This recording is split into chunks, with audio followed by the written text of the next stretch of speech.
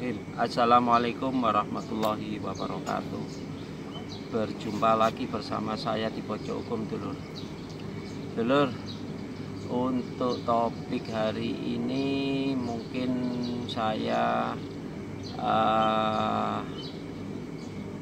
menjawab beberapa pertanyaan dari penanya mengenai Pak, bagaimana caranya untuk menjadi advokat atau seorang pengacara. Kalau dahulu kan disebut pengacara, tapi kalau sekarang ini sudah merata menjadi istilah menjadi advokat. Jadi begini dulur, sejak Undang-Undang 18 tahun 2003 tentang advokat, itu syarat untuk menjadi seorang advokat ini ditentukan dalam undang-undang tersebut 18 tahun 2003. Yang pertama dulur, kalau dulur keinginan menjadi seorang advokat atau seorang pengacara, kalau istilah di pengadilan itu di meja pembelaan itu tertulis penasihat hukum, ada jaksa sebagai penuntut umum, ada pembela, penasihat hukum, ada majelis hakim. Kan sistem peradilan kan seperti itu. Ada hakim tunggal, ada hakim ketua, hakim anggota kanan kiri, terus ada panitera yang mencatat segala macam administrasi keacaraan di peradilan. Nah, ini kita nggak usah bahas lainnya, kita bahas bagaimana Pak untuk menjadi seorang advokat. Nah, advokat pakai T ya dulur, bukan D, advokat. Advokat menurut Undang-Undang 18 tahun 2003. Ya, syarat yang pertama dulur itu adalah warga negara Indonesia. Itu syarat pertama, warga negara Indonesia. Kalau warga negara asing nggak bisa, warga negara Indonesia, syarat yang pertama. Yang kedua, usia sekurang-kurangnya minim itu adalah 25 tahun. Jadi 25 tahun ke atas. Banyak yang pensiunan kepolisian, TNI, terus pensiunan BUMN, pegawai negeri itu berlatar belakang sarjana hukum atau belum berlatar belakang sarjana hukum saja, keinginan untuk menjadi seorang advokat banyak sekali. Nah, mumpung ini kan gini, syarat yang pertama tadi adalah warga negara Indonesia. Syarat yang kedua adalah berusia minimal 25 tahun, bisa lebih. Terus yang ketiga adalah berlatar belakang pendidikan tinggi hukum. Maksudnya pendidikan tinggi hukum ini setingkat sarjana.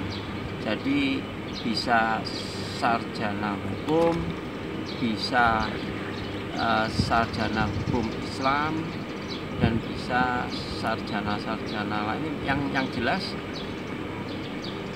lulus dalam strata 1 hukum, seperti itu. Itu syarat yang ketiga. Sedangkan syarat yang keempat dulu, syarat yang keempat itu paling tidak pernah magang atau bekerja di kantor hukum, law firm. Kantor hukum itu ya kantor pengacara, kantor advokat senior. Biasanya sekurang-kurangnya 2 tahun dia magang di situ. Tidak tahu digaji atau tidak digaji, itu yang jelas dia pernah bekerja selama 2 tahun berturut-turut di kantor hukum law firm yang senior, yang sudah ada terdaftar di organisasi advokat. Terus yang kelima ya dulu, yang kelima itu dia harus minimal pernah menangani walaupun magang pernah menangani beberapa perkara. Kalau tidak salah itu sekitar 5 perkara, baik perdata maupun pidana, bisa lebih minimal. Jadi bisa menangani 3 perkara pidana dan 2 perkara perdata. Biasanya kalau seperti itu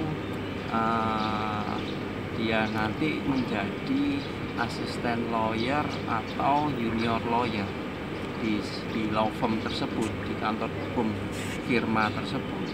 Ya, seperti itu. Terus yang kelima tadi sudah saya sebutkan, sekarang yang keenam dulu. Memang persyaratan ini banyak dilakukan, itu memang prosedur. Undang-Undang 18 tahun 2003 mengatur di situ. Terus yang keenam adalah pernah atau lulus dalam pendidikan khusus profesi advokat. Nah, pendidikan khusus profesi advokat ini biasanya diselenggarakan oleh organisasi advokat. Kalau dulu itu istilahnya ada organisasi advokat pradi seperti itu. Tapi dulur nanti tinggal lihat saja organisasi yang memang berkompeten bekerja sama dengan sekolah-sekolah fakultas hukum yang ada di Indonesia. Biasanya ada Pradi, ada Ikadin, ada KAI, ada macam-macam Pradin dan lain sebagainya. Sekarang ini kalau organisasi advokat itu sepertinya saya pernah tahu itu banyak sekali organisasi advokat, kurang lebih antara 30 lebih lah. Dan tidak saya bahas seperti itu. Yang saya bahas adalah cara menjadi seorang advokat atau pengacara. Jadi ada 6 tadi. Terus PKPA, yaitu pendidikan khusus profesi advokat, sudah ditempuh. Biasanya kalau pendidikan profesi advokat itu organisasi advokat bekerja sama dengan fakultas hukum di beberapa fakultas universitas itu kurang lebih ditempuh. Kalau sekarang itu sangat singkat, kurang lebih antara 2 sampai 3 bulan sudah bisa. Kalau dulu bisa sampai 1 tahun, bisa berapa tahun seperti itu. Tapi kalau sekarang antara 2 sampai 3 bulan lah, 2 bulan atau 3 bulan gitu. Dan yang paling utama dulu, lulus setelah semuanya persyaratan, mulai dari usia 25 tahun, terus pendidikannya seperti sarjana hukum, terus juga pernah magang, terus juga pernah pendidikan khusus profesi advokat, pernah dijalani. Terus yang ke-7 adalah mengikuti ujian yang diselenggarakan oleh organisasi advokat. Biasanya kalau diselenggarakan oleh organisasi advokat itu kebanyakan setahun bisa 2 kali, 6 bulan sekali, 6 bulan sekali. Itu lulus, harus lulus. Kalau sudah lulus, yang ke-8 ya, baru dilantik oleh pengadilan tinggi. Biasanya dilantik oleh pengadilan tinggi setempat di mana dulur-dulur tinggal. Dilantik bekerja sama dengan organisasi advokat yang saya sebutkan tadi, Pradipja apapun, seperti itu. Intinya dulur harus bisa menyikapi mana organisasi advokat yang menurut dulur itu kredibel. Saya tidak menjas lain-lainnya, tapi kredibel dalam artian ya bisa beracara di setiap pengadilan, baik itu pengadilan umum maupun pengadilan khusus, baik itu dari Sabang sampai Merauke secara nasional, seperti itu. Jadi kalau dulur-dulur sudah lulus, baru dilantik oleh pengadilan tinggi. Setelah itu dulur bisa mendapatkan kartu izin beracara sementara. Nanti sambil dicetak kartu organisasi advokatnya, sambil sekalian ada berita acara sumpah. Itu penting dulu. Ini untuk yang setelah diundangkannya tahun 2003 ya, setelah diundangkannya undang-undang advokat. Tapi sebelumnya ada langsung pelantikan pengadilan tinggi. Tanpa seperti itu bisa ada. Jadi zaman dahulu memang tidak ada istilah beberapa organisasi advokat, tapi setelah diundangkannya itu harus persyaratan itu harus dipenuhi semua. Setelah dulur mendapatkan kartu tanda anggota organisasi advokat, KTA atau KTPA, dulur juga punya berita acara sumpah, dulur tinggal sudah beracara di pengadilan manapun, baik pengadilan umum, pengadilan negeri, pengadilan agama, atau pengadilan khusus. Seperti itu. Banyak sekali orang-orang yang keinginannya tertarik menjadi seorang advokat. Monggo silakan, itu hak daripada warga negara. Karena apa? Warga negara ini kan berhak mendapatkan kehidupan yang lebih layak. Warga negara ini diatur Undang-Undang Dasar 45 untuk berserikat, berkumpul, mengeluarkan pendapat. Ya enggak apa-apa, silakan monggo saja. Ya, padahal kan saya enggak mau membahas ke arah lainnya lah. Nanti yang penting syarat ke-8 atau 9 tadi harus dipenuhi. Saya kira cukup sekian. Mudah-mudahan ini menambah wawasan, menambah pengetahuan. Dan jangan lupa kalau sudah menjadi advokat harus tunduk dan patuh terhadap janji seorang advokat. Kan disumpah di pengadilan.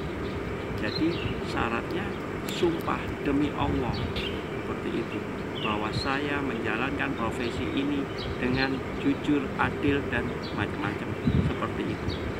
Ya, tanpa ada suap, tanpa ada apa dan lain sebagainya. Karena kalau dulur melanggar sumpah dan janji seorang advokat, maka dulur akan mendapatkan semacam sanksi hukuman dari kode etik. Kode etik siapa? Kode etik ya Dewan Kehormatan Advokat, organisasi advokat sendiri. Ya, seperti itu.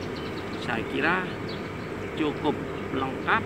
Mungkin ada ini penambahan saja bagi adik-adik mahasiswa Fakultas Hukum yang ingin meneruskan menjadi profesi advokat, ya monggo silakan.